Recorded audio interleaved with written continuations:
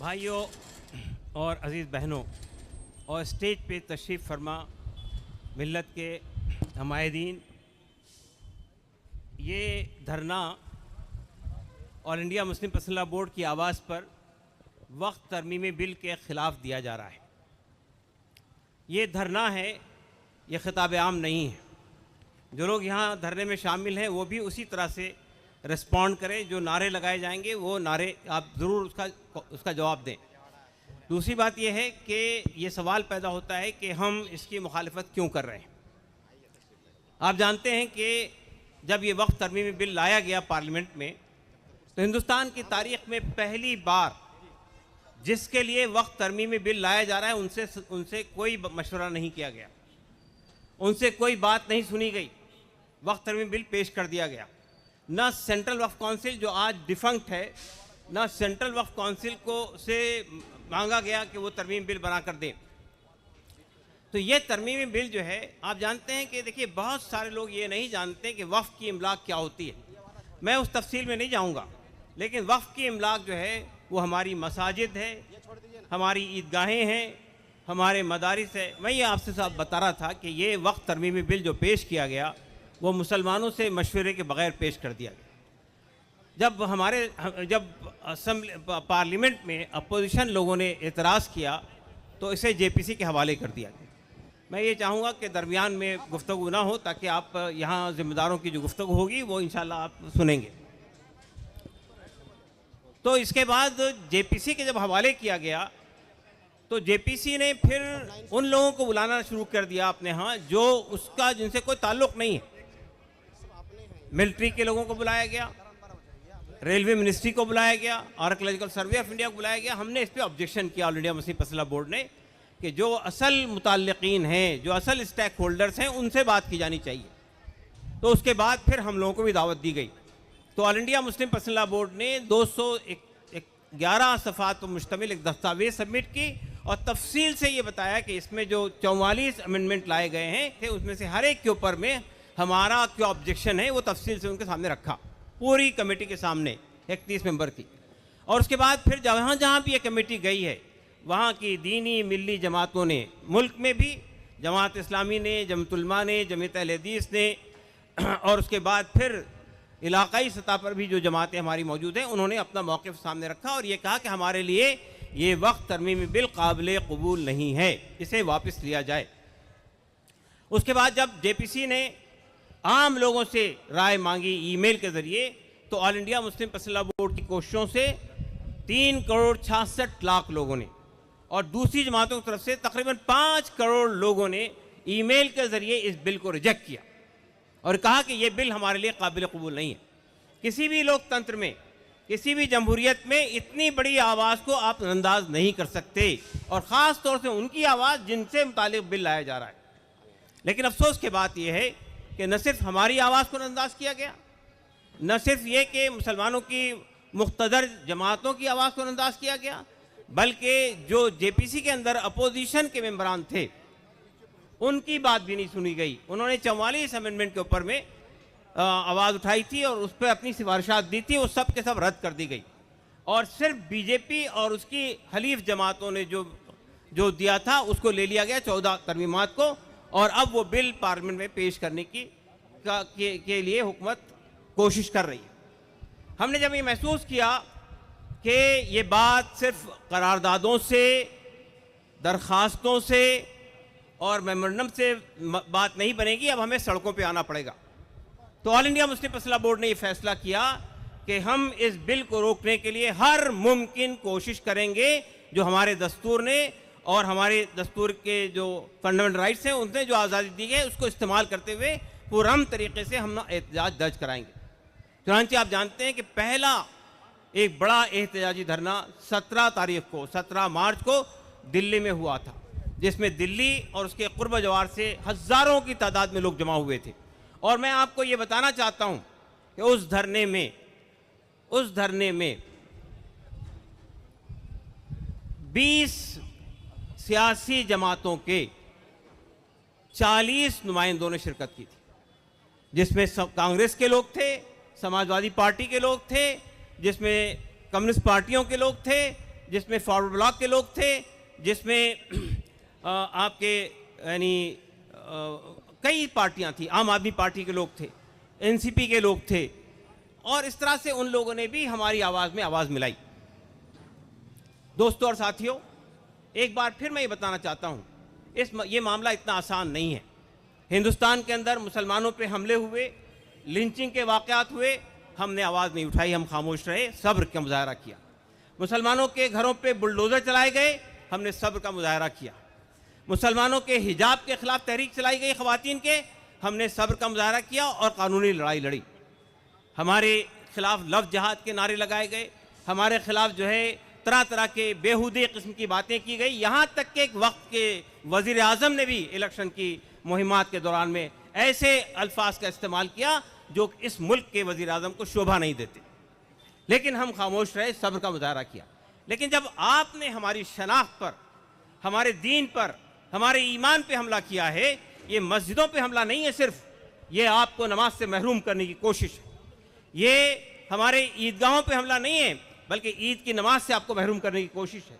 ये हमारे ईमान पे हमला है, ये हमारे शायर पे हमला है। हमने बाबरी मस्जिद की लड़ाई को कई साल तक लड़ा, और ये कोर्ट ने भी, आप जानते हैं, सुप्रीम कोर्ट का जो वर्डिक्ट है, अगर आप उसको उठाकर देखेंगे तो पूरा फैसला आपके हक में है, यानी पूरे ऑब्जर्वेशन आपके हक में है। सुप्रीम कोर्ट ने कहा कि हमें ऐसा कोई सबूत नहीं मिला कि मस्जिद किसी मंदिर को तोड़ के बनाई गई है, पहली बुनियाद ढा दी गई। उसके बाद सुप्रीम कोर्ट ने कहा कि मस्जिद के सामने जो आर्कियोलॉजिकल सर्वे ऑफ इंडिया ने, आसार कदीमा ने जो सबूत निकाले हैं, वो मस्जिद बनने से 400 साल पहले के हैं। उसके बाद ये कहा कि मस्जिद में जो मूर्तियां रखी गई 22 दिसंबर 1949 की रात में, वो गैर संवैधानिक काम था, गैर दस्तूरी काम था, मुजरिमाना फेल था। और ये कहा कि बाबरी मस्जिद 6 दिसंबर 1992 को जो बाबरी मस्जिद शहीद की गई, वो भी गैर कानूनी काम था, मुजरिमाना काम था। लेकिन अफसोस के उसके बाद ये कहा कि हिंदुओं का भी दावा है, उनकी भी आस्था है कि यहाँ राम पैदा हुए थे, इसलिए जगह राम को दे दी जाए। आप सोचिए, पूरा फैसला आपके हक में है, पूरे ऑब्जर्वेशन आपके हक में, फैसला आपके खिलाफ है। मैं ये कहना चाहता हूँ कि all India Muslim personal board ने एक लंबी लड़ाई लड़के सुप्रीम कोर्ट के अंदर वो ऑब्जर्वेशन हमारे हक में हासिल किए। तो ये जो वक्त का मसला है, आप देखिए कि आप जानते हैं कि हमारे मुल्क में 1991 में एक कानून बना था जिसे वर्शिप प्लेसेस एक्ट कहते हैं, जिसमें यह कहा गया था कि बाबरी मस्जिद के बाद अब किसी मस्जिद, किसी मंदिर, किसी गुरुद्वारा, किसी चर्च, किसी बुद्ध विहार पर कोई नया दावा नहीं किया जाएगा। 15 अगस्त 1947 को जिस इबादत गाह की जो पोजीशन थी वो अला हली बाकी रहेगी। अफसोस, इसके बाद सुप्रीम कोर्ट ने बाबरी मस्जिद के फैसले में इस एक्ट का हवाला दिया, और हवाला देते हुए 19 सफ़ात में हवाला दिया, और ये कहा कि इसके बाद हम कोई नया डिस्प्यूट इंटरटेन नहीं करेंगे। अफसोस, उसके बाद ज्ञानवापी मस्जिद में अदालत ने इंटरफेयर किया, मथुरा की ईदगाह में इंटरफेयर किया। हमने सुप्रीम कोर्ट का दरवाज़ा खटखटाया कि ये क्या है। आपने कहा था कि अब कोई नया डिस्प्यूट खड़ा नहीं होगा, ये कानून मौजूद है पार्लियामेंट का। और मैं आपको ये बताना चाहता हूँ, ये पार्लियामेंट का जो कानून बना था, ये सबकी सहमति से, सबकी रजामंदी से, बीजेपी की भी रजामंदी से बना था। आज उसका वायलेशन हो रहा है। संभल की मस्जिद में जो कुछ हुआ वो तमाशा आपने देखा। इस तरह मुल्क के मुख्तलिफ इलाकों में कानून की मौजूदगी के बावजूद नए नए दावे किए जा रहे हैं। अब मस्जिदों को खोद कर मंदिर तलाश करने की कोशिश हो रही है। हमें अंदेशा है इस बात का, अगर ये वक्त तरमीमी बिल वापस नहीं लिया गया तो फिर हमारी मस्जिदें, एक दो मस्जिद नहीं है, अभी आपने सुना, वक्फ बाय यूज़र को हटा देने से सैकड़ों मस्जिदें हमारे हाथ से निकल जाएंगी। सैकड़ों मस्जिदें, तारीखी मस्जिदें, बरसों से कायम मस्जिदें हमारे हाथ से निकल जाएंगी। हमारे ईदगाहें निकल जाएंगी, हमारे कब्रिस्तान निकल जाएंगे, हमारे खानखाहें निकल जाएंगी, हमारे मदारिस निकल जाएंगे, और हमारी जो है दरगाहें निकल जाएंगी। ये मसला पूरी उम्मत का मसला है। और मैं आपको ये बताना चाहता हूँ कि दिल्ली का जो धरना हुआ था, उस धरने में सिर्फ मुसलमान शामिल नहीं थे, हमारे सिख भाई भी शामिल थे। सिख पर्सनल लॉ बोर्ड के कन्वीनर ने हमारे स्टेज से ये कहा है, अगर ये तरमीमी बिल वापस नहीं लिया गया तो हम पूरे सिख इसके साथ खड़े हो जाएंगे। उन्होंने ये कहा कि हम आपको दावत देते हैं, आप पंजाब आइए, हम पंजाब में आपके साथ खड़े होंगे। हमारे दलित भाई खड़े हुए, हमारे ओबीसी के भाई खड़े हुए, हमारे ट्राइबल भाई खड़े हुए, और उन्होंने कहा कि हम आपके साथ हैं।